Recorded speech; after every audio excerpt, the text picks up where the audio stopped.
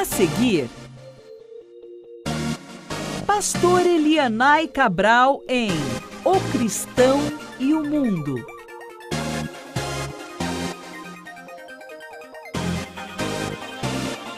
Elianai Cabral é pastor, conferencista, teólogo e comentarista de lições bíblicas e é membro do Conselho Administrativo da CPAD há vários mandatos. Como escritor, é membro da Casa de Letras Emílio Conde e tem inúmeros títulos publicados.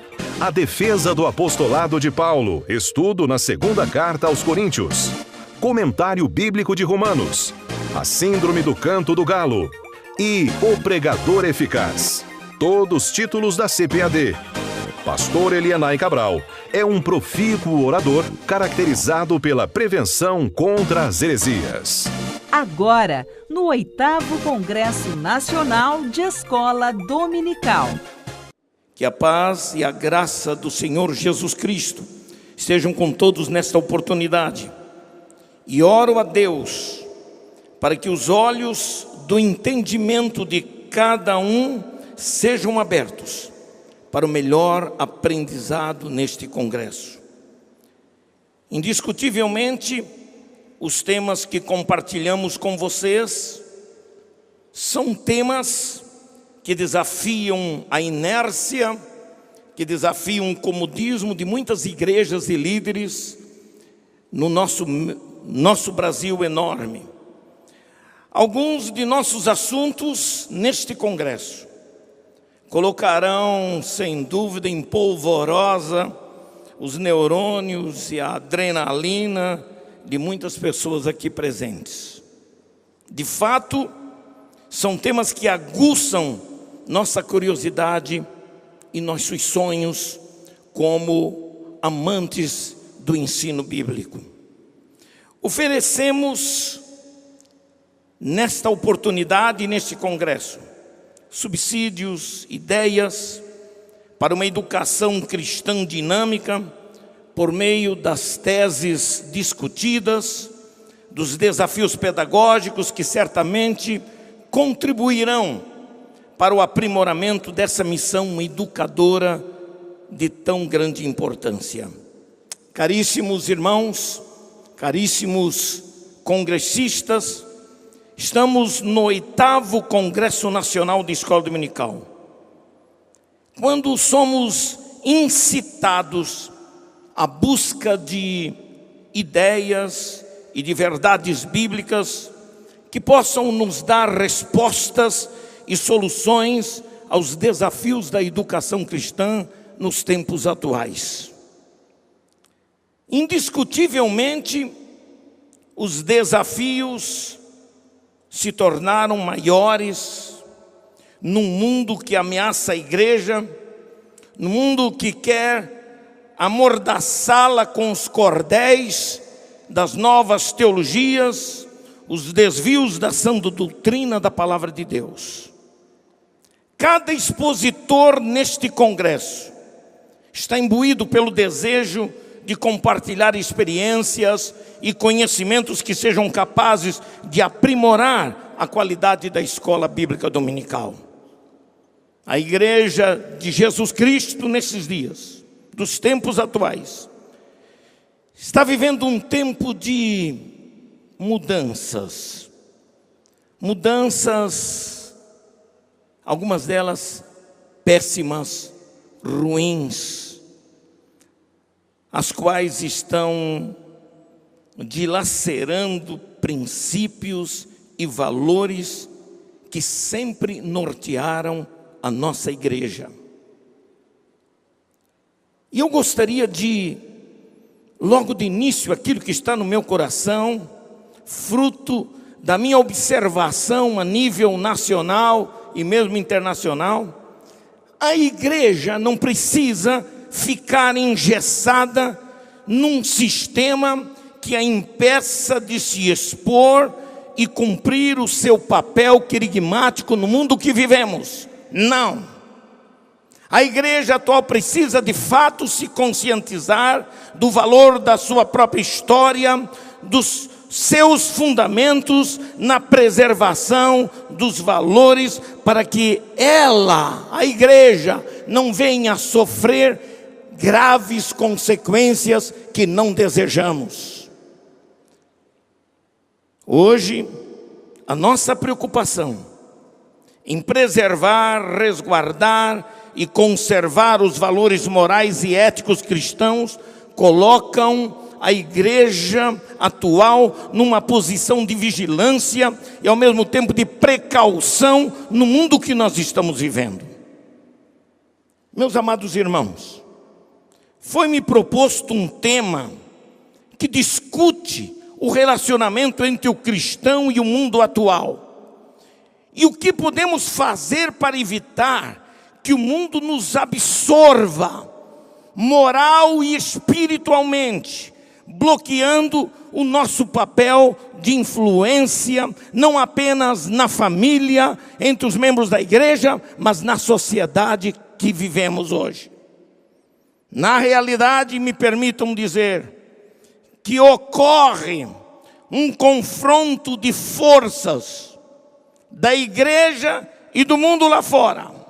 E nesse confronto, nós começamos a perceber que o poder querigmático da pregação e do ensino vem diluindo-se em cátedras de conteúdo seco e púlpitos de discursos vazios da palavra de Deus. É o confronto, na verdade, de dois poderes, de duas forças antagônicas pelo domínio das mentes humanas. Nós estamos na vanguarda de uma luta desigual: o reino de Deus e o reino de Satanás.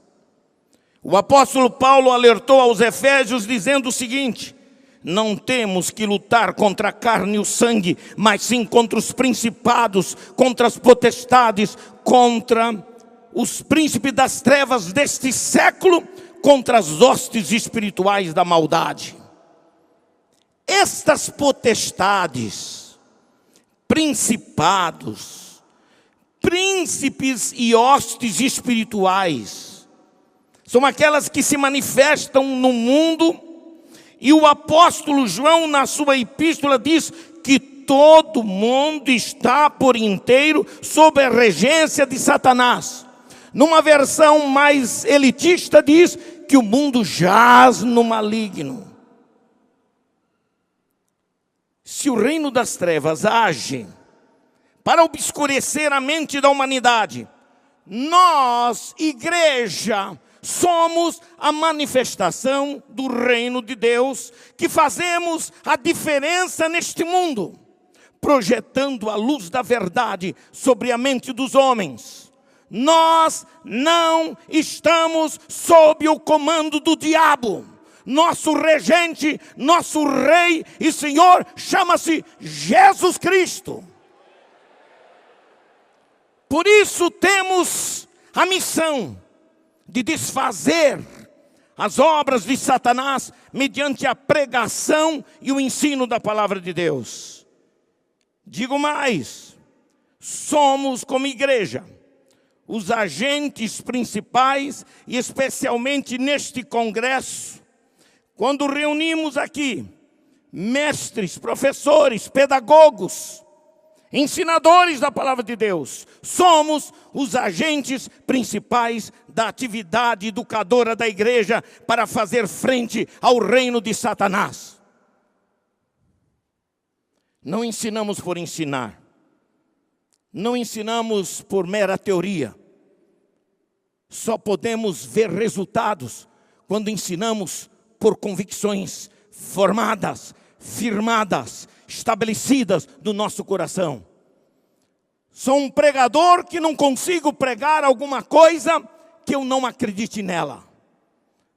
Sou um ensinador que procura ensinar aquilo que eu acredito.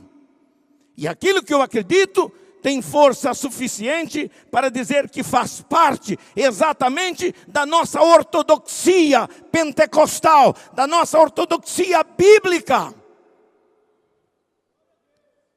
Por isso, meus amados irmãos, A igreja precisa investir financeira, intelectual e pedagogicamente na escola bíblica dominical. Porque a escola bíblica dominical é, indubitavelmente, a melhor agência de capacitação no conhecimento da palavra de Deus para fazer frente ao poder persuasivo do reino das trevas. Só tiraremos ideias, conceitos e vãs filosofias da mente dos nossos alunos se ensinarmos a palavra de Deus do jeito que ela é, na sua pureza, na sua integridade. Precisamos propiciar aos mestres, como igrejas, como líderes, precisamos propiciar aos mestres da escola bíblica dominical as ferramentas úteis para que possam manejar com destreza e aptidão a palavra de Deus. É o que este congresso está de fato interessado em fazer. Cada professor de escola dominical é impelido a buscar qualificação didática, pedagógica, com um senso da necessidade de aprimoramento. E isso a gente vê nas palavras de Paulo a Timóteo, quando diz: procura apresentar-te a Deus aprovado, como obreiro de que não tem de que se envergonhar, mas que maneja bem a palavra da verdade. Eu gosto muito desse mesmo texto de Timóteo, a Timóteo de Paulo, na versão da Bíblia Viva, em que o texto diz mais ou menos assim: trabalhe arduamente para que Deus possa dizer-lhe: muito bem, seja um bom obreiro, um obreiro que não precisa ficar envergonhado quando Deus examina o seu trabalho. Saiba o que sua palavra diz e o que ela significa. Cabe a nós, líderes da igreja, mestres e pregadores, aperfeiçoar a nossa habilidade intelectual e espiritual no conhecimento das Escrituras, para sabermos distinguir as diferenças, os significados e as interpretações corretas que as Escrituras Sagradas nos mostram e requerem de todos nós. Agora, um ponto vital para entendermos essa relação entre o cristão e o mundo, que foi o tema que me foi dado para compartilhar com os irmãos. Para que possamos compreender nossa relação com o mundo da humanidade, nós precisamos ampliar a nossa visão de mundo. Devemos ampliar nossa visão de mundo para que sejamos capazes de responder às questões sobre o modo como é que devemos viver neste mundo. Às vezes eu tenho a impressão que tem crentes que se esquecem que ele está neste chão, nesse mundo físico, e vive com os pés nas estrelas ou na lua, espiritualiza aquilo que não deve ser espiritualizado, porque tem uma visão equivocada sobre o mundo. Nós estamos no mundo, mas não somos do mundo.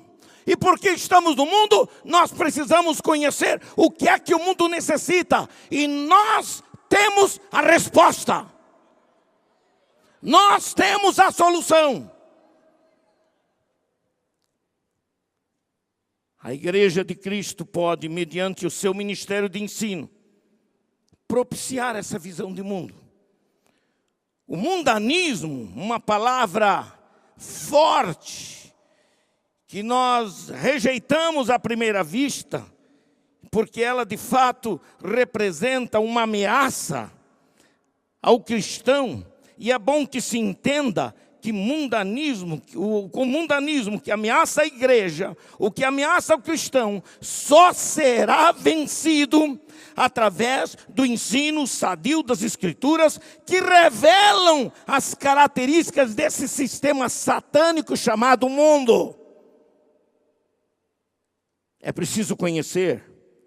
E a escola bíblica dominical é uma via poderosa, que a liderança da igreja tem à sua disposição. A força satânica desse mundo invisível e corruptível pode ser superada pela força do poder da palavra de Deus. Como pentecostal, eu tenho aprendido uma coisa na minha vida. Ou eu creio no poder da palavra de Deus, ou então não vale a pena ser pregador. Sabe o que eu quero dizer com isso? Eu não preciso inventar peripécias, eu não preciso fazer caretas, eu não preciso arregalar os olhos, eu não preciso sair bancando canela de fogo por aí para poder mostrar o poder da palavra de Deus. A palavra por si só tem poder, e o meu papel é tão somente o de ensinar a palavra genuína da palavra de Deus. A Bíblia nos mostra as razões pelas quais vivemos neste mundo e como é que nós podemos vencê-lo. O mundo da sociedade humana está sob a égide de um sistema espiritual comandado por Satanás. E isso não é utopia. Isso não é mera teoria. Isso é uma realidade. E para entendermos esse mundo da sociedade humana, nós precisamos indiscutivelmente da revelação da palavra de Deus. A Bíblia não deixa nada para trás. Ela revela todas as verdades em todos os tempos, para todas as épocas. Ela diz exatamente quem é o diabo, e para que nós saibamos e conheçamos as suas características, nós precisamos saber estudando a palavra de Deus. Essa revelação de que o mundo jaz no maligno é uma realidade inevitável. O diabo existe e ele comanda esse mundo dos homens. Porém, a igreja de Cristo não tem o que temer. Se ela cumprir o seu papel querigmático, através da educação cristã, ela não tem o que temer. A educação cristã não pode ser dissociada da vida da igreja. E a escola bíblica dominical é a melhor via de acesso ao conhecimento da palavra de Deus. Eu apelo com toda a minha alma e com todas as minhas forças, porque sou fruto da escola dominical, sou filho da escola dominical. Eu apelo nesta noite a todos os líderes aqui nesta noite, por favor, não deixe a escola dominical morrer na sua igreja.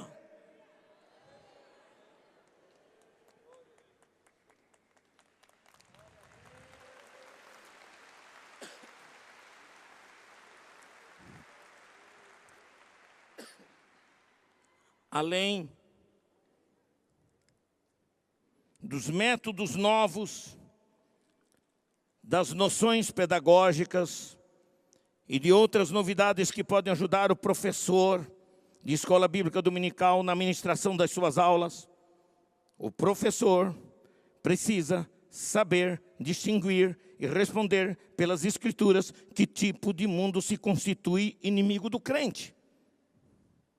Ele precisa estar apto a oferecer uma visão de mundo para que os seus alunos, para que eles possam distinguir essas diferenças entre o seu mundo físico e social e o mundo espiritual. É interessante salientar que o modo como vemos o mundo pode mudar o mundo. É uma citação de Charles Colson. E isso é uma realidade. Como é que nós vemos o mundo?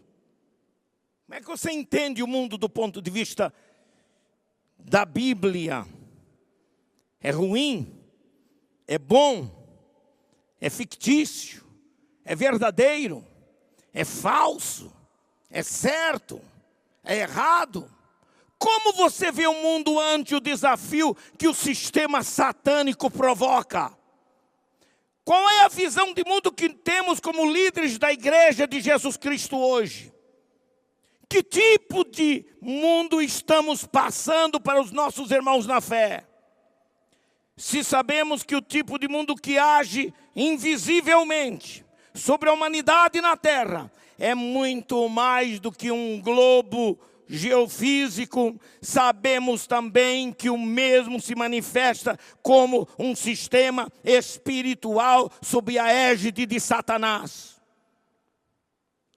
Porque trata-se de um sistema que procura dominar a vida humana, infiltrando-se em todas as camadas sociais, políticas e religiosas. É um sistema que invade os nossos lares, que afeta e corrompe a mente dos nossos filhos por meio dos sistemas da mídia e da informática de uma forma assustadora nos tempos em que estamos vivendo. Estamos no mundo, mas não somos do mundo. Estamos no mundo, mas não somos do mundo. Repitam esta frase comigo. Estamos no mundo, mas não somos do mundo. E enquanto estamos neste mundo físico, mundo da humanidade, não podemos nos omitir do papel de anunciar a Jesus Cristo, o único que pode salvar e resgatar os homens do sistema satânico implantado neste mundo físico. Não podemos nos esconder desse mundo. Nós precisamos reagir com poder e autoridade do Espírito Santo. E me permitam dizer o seguinte: e sair da clausura eclesiástica. Nos tornamos uma igreja muito fortemente institucionalizada.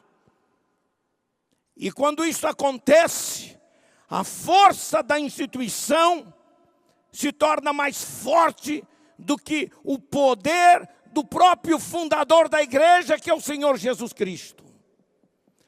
Os interesses são modificados, as coisas não acontecem como deveria acontecer do ponto de vista de Deus, porque nos enclausuramos em ideias, conceitos humanos, poderes humanos, e nos esquecemos que a igreja tem um único Senhor. Um único Senhor. E o Senhor chama-se Jesus Cristo.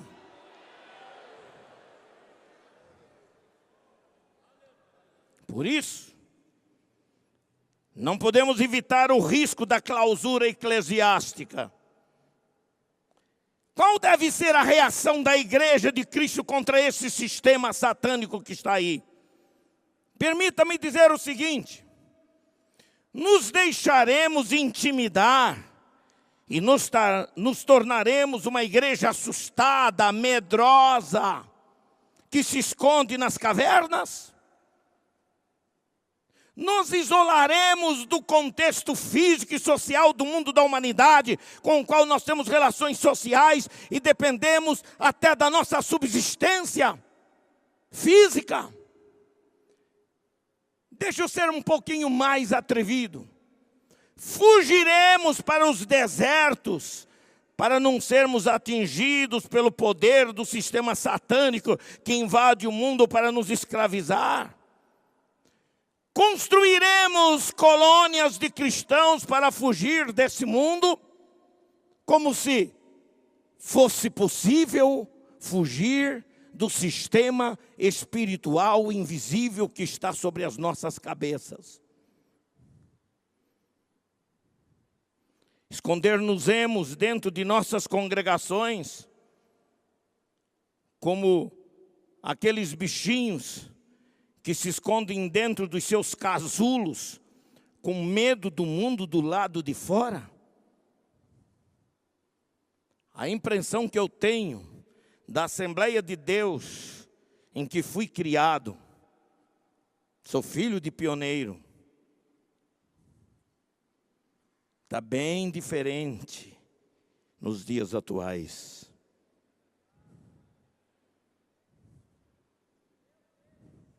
A coragem, a ousadia, a simplicidade, até mesmo da mensagem daqueles dias, Hoje, daquela igreja que saía para fora, daqueles crentes que não tinham medo de apanhar, que não tinham medo de ser apedrejados, que não tinham medo de passar fome.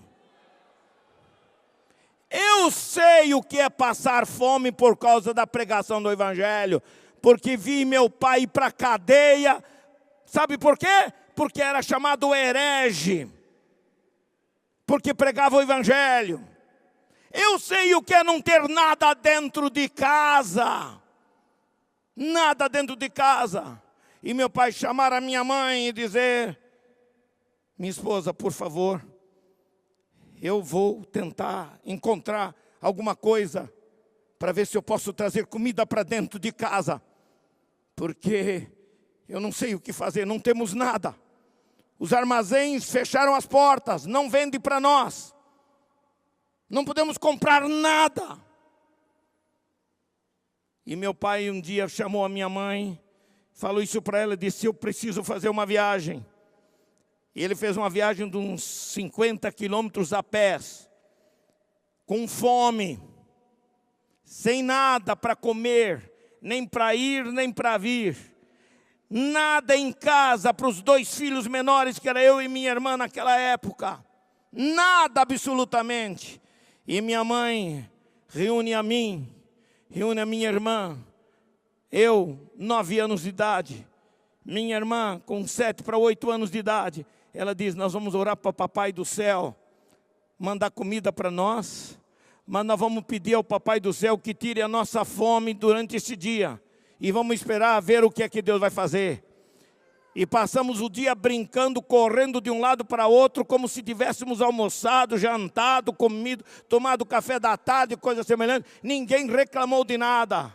Mas quando chegou mais ou menos às 00:30, 1h da manhã, alguém bate na porta da casa, uma casinha de madeira simples, na cidade de Chapecó, Santa Catarina. Era o início de tudo, 2, 3 famílias de crentes novos, convertidos, muito pobres. E alguém disse: olha, eu viajei, a senhora não me conhece, mas é aqui que mora um pastor que está passando necessidade com uma família. E disse: é aqui mesmo, meu irmão, pois Deus falou comigo 2 dias atrás e me fez acordar de madrugada.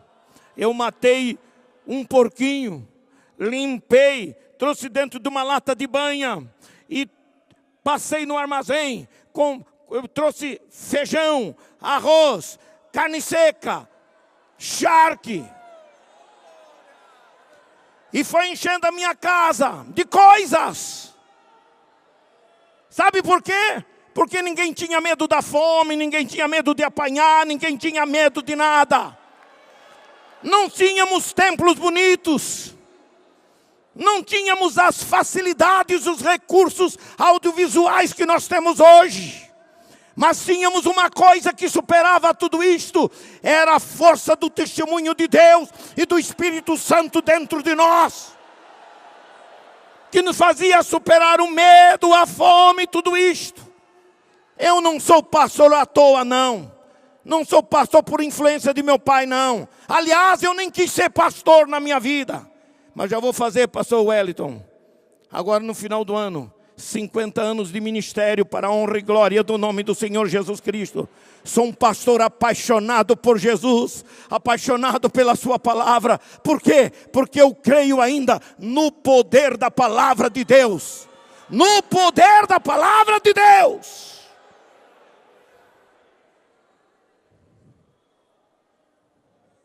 Precisamos sair da clausura e mostrar a nossa força como igreja, capaz de influenciar o mundo dos homens com o poder do Evangelho de Cristo.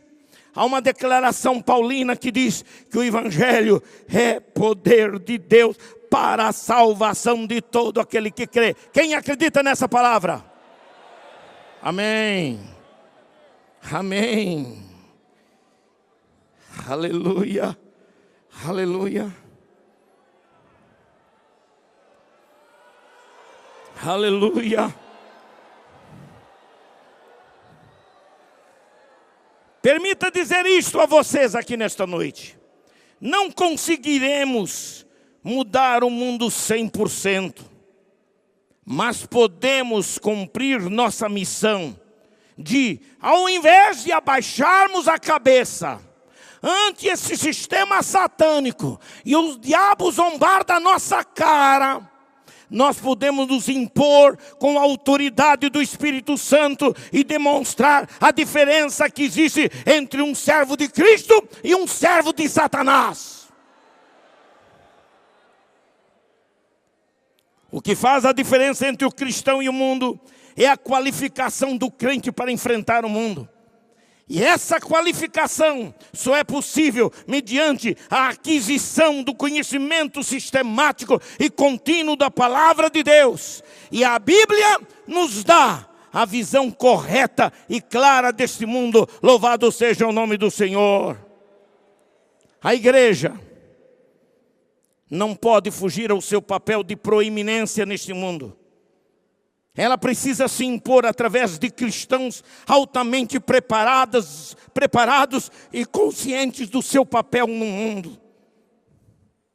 Essa preparação bíblica objetiva alcançar, sem dúvida, o intelecto, mas também o coração dos cristãos. Cada cristão precisa estar convicto de sua própria salvação e preparado para transmitir a mensagem do Evangelho. Por isso, não podemos relegar a importância da escola bíblica dominical na estrutura da igreja. Porque eu entendo que a escola bíblica dominical é uma força motriz. É o braço direito de qualquer pastor que se preze. A escola dominical pode ser a ajuda maior que um pastor pode ter em seu ministério, no sentido de alimentar o rebanho. Por quê? Porque ele faz valer a sua voz pastoral, através de cada professor, desde aquele professor que fala para as criancinhas pequenininhas, até as pessoas mais idosas. A voz pastoral obedece a uma unidade doutrinária, através das lições bíblicas. Daí porque a casa publicadora, ela se preocupa em promover congressos como esses. Para quê? Para manter a unidade doutrinária, para manter a nossa ortodoxia e evitar aquela pluralidade teológica que está entrando no seio das nossas igrejas. Nossos púlpitos onde as pessoas não têm mais uma linha teológica. Gente que se diz membro da Assembleia de Deus e vem pregar ideias completamente antagônicas ao pentecostalismo verdadeiro.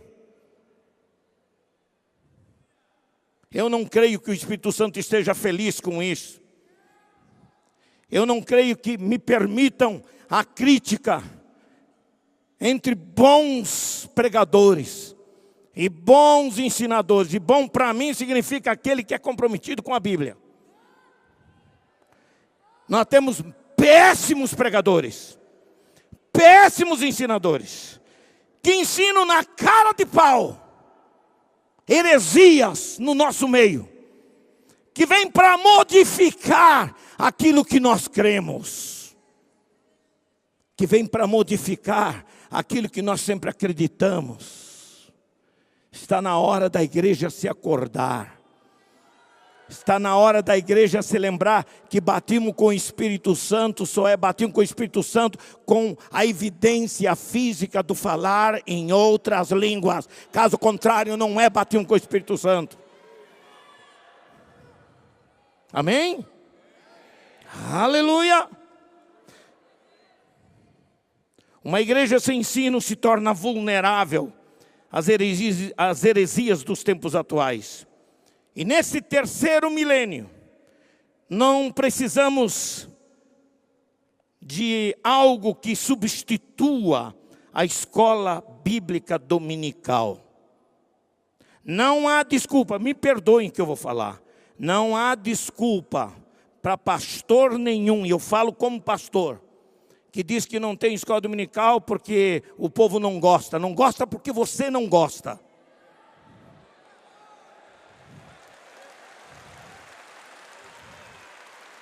Se você acreditar que a escola dominical é uma bênção para o seu ministério, você vai se acordar. Talvez se acorde tarde demais, quando você vê um monte de heresias pregadas nos púlpitos das igrejas. Já temos igrejas pentecostais, não somente da Assembleia de Deus, onde as mensagens são pluralizadas com um monte de ideias equivocadas que não correspondem à nossa ortodoxia bíblica ensinada na palavra de Deus.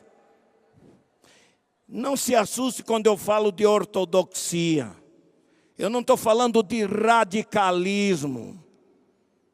Eu estou falando de fidelidade ao que a Bíblia ensina. Não me interessa o que o teólogo tal diz ou deixou de dizer. Não me interessa.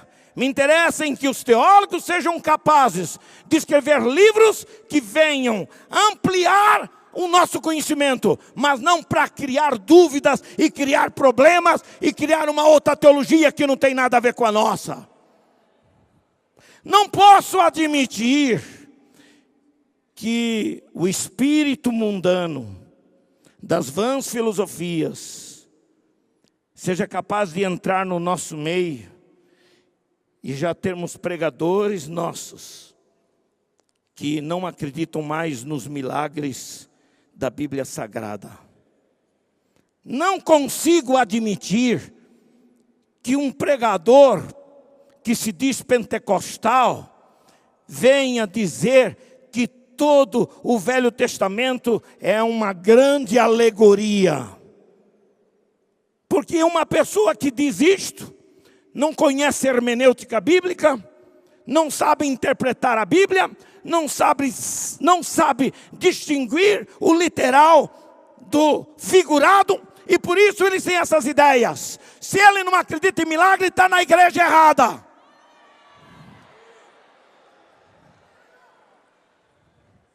Eu continuo a crer em milagres.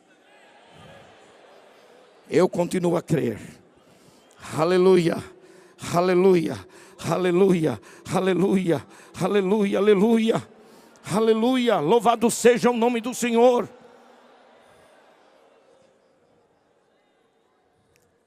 A infiltração de ideias, de conceitos e doutrinas fora dos parâmetros da Bíblia Sagrada tem a resposta do apóstolo Paulo, que as denomina de filosofias e vãs sutilezas. Em Colossenses, no capítulo 2, versículo 8, ele diz, até numa tradução de Figueiredo, de 1842, está escrito assim, eu gostei desse texto, conforme está traduzido aqui, diz assim: estai de sobreaviso para que ninguém vos engane com filosofias e com seus falazes sofismas, segundo a tradição dos homens, segundo os elementos do mundo, e não segundo Cristo. Irmãos queridos, só poderemos deter a força desse sistema satânico se estivermos devidamente preparados para os embates intelectuais contra a nossa fé, que procuram minar a nossa força como igreja. Agora permitam-me dizer mais. Jesus fez uma oração no capítulo 17, nos versículos 9 ao 21. E nesta oração Jesus revela de um modo maravilhoso a sua dupla natureza, a divina e humana, a sua compreensão sobre o mundo dos homens, e o mundo espiritual nos dá um vislumbre sobre a importância e o significado da palavra mundo na mente de Cristo. Ele esclarece de forma objetiva e incisiva que existem pelo menos dois tipos de mundo: o físico e o espiritual. O mundo espiritual subentende-se por dois sistemas. O primeiro refere-se ao mundo do reino de Deus, e o segundo refere-se ao mundo satânico do reino das trevas. São dois sistemas espirituais, o de Deus e o de Satanás. Eu quero fazer uma pergunta aqui. Quantos creem que o diabo é uma realidade? Quantos creem que o diabo é uma verdade, é uma realidade? Quantos creem que o diabo existe? Porque o diabo não é uma coisa. O diabo não é uma ideia. Não é uma figura de retórica. O diabo é um ser pessoal. Um ser pessoal. E como ser pessoal, ele age poderosamente contra todos aqueles que servem a Deus. Agora, é bom que a gente entenda o mundo na ótica bíblica. Existem, irmãos, das 3 línguas que prevalecem nas Escrituras, o hebraico, o aramaico e o grego, 2 dessas línguas se tornaram as principais. No Antigo Testamento nós temos o hebraico, no Novo Testamento nós temos o grego koiné da época de Jesus. São línguas antigas e por isso, para entendermos a linguagem da Bíblia, nós devemos analisar os significados etimológicos e históricos das palavras que nós desejamos conhecer. E nós podemos começar pelo hebraico, por exemplo, com a definição da palavra mundo. Eu não vou adentrar em profundidade nesses significados, mas pelo menos 2 termos hebraicos se tornam importantes para o entendimento dessa palavra. O primeiro termo hebraico para a palavra mundo é a palavra, chama-se Eris. Eris, que aparece no Antigo Testamento e é definido como terra, chão, solo material. Solo material. Fala de chão físico. O segundo termo hebraico é a palavra Tebel, que significa terra habitável, lugar onde habitam os seres humanos e os seres animais. Quando a gente vê a palavra mundo do ponto de vista bíblico, na ótica bíblica, devemos estudar na sua etimologia, o verdadeiro significado daquela palavra. Agora, tanto a palavra Tebel como a palavra Eres são palavras que se traduzem como terra, chão, terra habitável, ou mundo da humanidade. Quando nós vamos para o Novo Testamento grego, existem vários termos relativos, mas uma palavra apenas ganha espaço nos textos neotestamentários para a palavra mundo, que é a palavra grega cosmos. Cosmo é uma palavra com sentido mais amplo. Primariamente ela pode significar um sistema ordenado, uma ordem de coisas. E esse termo grego no Novo Testamento aparece mais de 180 vezes com sentidos variados. Porém, uma das definições se refere à soma de todas as coisas no universo. Por isso, céu e terra, ou todas as coisas, equivalem ao significado de cosmos. Prestem bem atenção nisso. O discurso de Paulo no Areópago, em Atenas, está escrito assim: o Deus que fez o mundo e tudo que nele há, sendo o Senhor do céu e da terra, não habita em templos feitos pelas mãos dos homens. Está lá em Atos capítulo 17. Por isso a palavra cosmos define-se também como um sistema estelar, um sistema solar, do qual o nosso mundo físico faz parte como um dos planetas. Portanto, a Bíblia define esta palavra no sentido material e também no sentido espiritual. E permita-me dizer isso para logo terminar a minha palavra. Esse sistema espiritual, irmãos, tem como dominador e príncipe o arqui-inimigo de Deus e da sua criação, que é o diabo. A segunda palavra grega que temos no Novo Testamento é a palavra aion, que aparece pelo menos 32 vezes, e dependendo do contexto, ele pode significar período, século, era, dispensação. Mas na maioria das vezes, aion se refere especificamente a um período, a uma época, e não especificamente à terra. Aion se refere ao mundo. E isso está de fato significando um sistema de coisas que caracterizam um período ou uma época. Que coisas são estas? A linguagem figurada de aion diz respeito às coisas que são praticadas sob a égide de um mundo espiritual que tem como regente o diabo. O apóstolo Paulo referiu-se ao diabo como Deus deste século. A palavra século se traduz como éon, e desse termo deriva o termo aion. Portanto, este século não é outro senão o mundo satânico. O apóstolo Paulo entendeu perfeitamente o significado dessa expressão presente, do chamado, a expressão presente século, e declarou que a obra expiatória de Cristo foi efetuada para nos salvar das garras desse sistema. Sabe o que é que diz Paulo acerca de Cristo? Ele disse assim, que Cristo se deu a si mesmo por nossos pecados, para nos livrar do presente século mau, segundo a vontade de Deus, nosso Pai. Amém, irmãos? Os amantes desse século são aqueles que praticam obras más, sob a égide desse mundo mau e espiritual.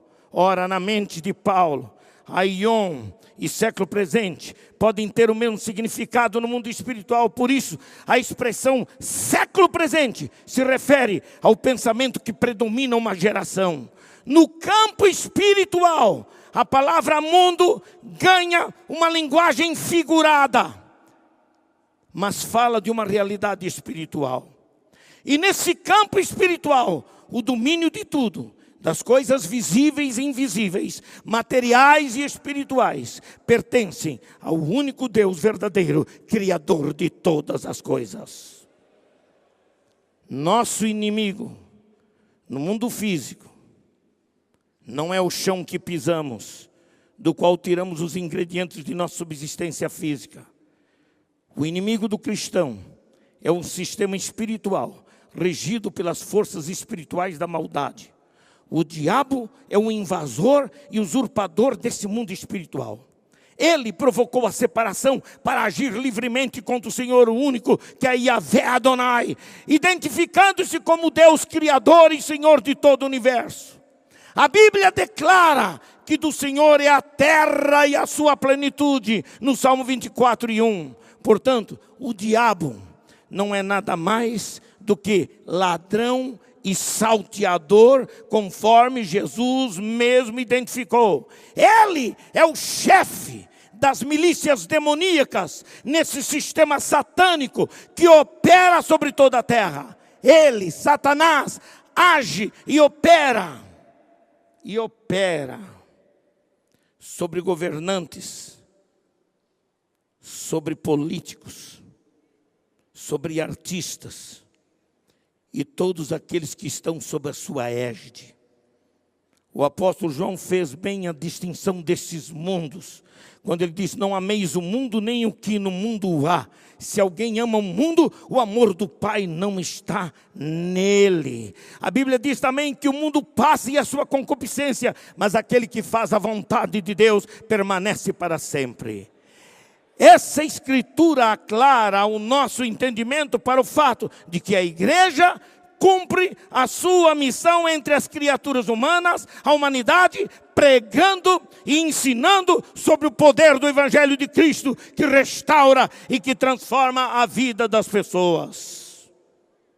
Por isso, irmãos, precisamos entender a maneira como Deus vê este mundo, e como você, neste mundo, pode ser uma influência positiva para mudar a história desse mundo que nós vivemos. Amém, irmãos? Tem muito mais, mas não vou falar. Não quero cansar. Tinha muito mais para dizer, mas algumas verdades, características do sistema satânico que estão hoje aí imperando no mundo que vivemos. Mas queremos que vocês, pelo menos, sejam despertados para lembrar de que a palavra de Deus é a fonte maior à nossa disposição para recebermos a força do Senhor Jesus Cristo. Deus abençoe a todos, em nome do Senhor. Amém e amém. 2017. Ano da palavra.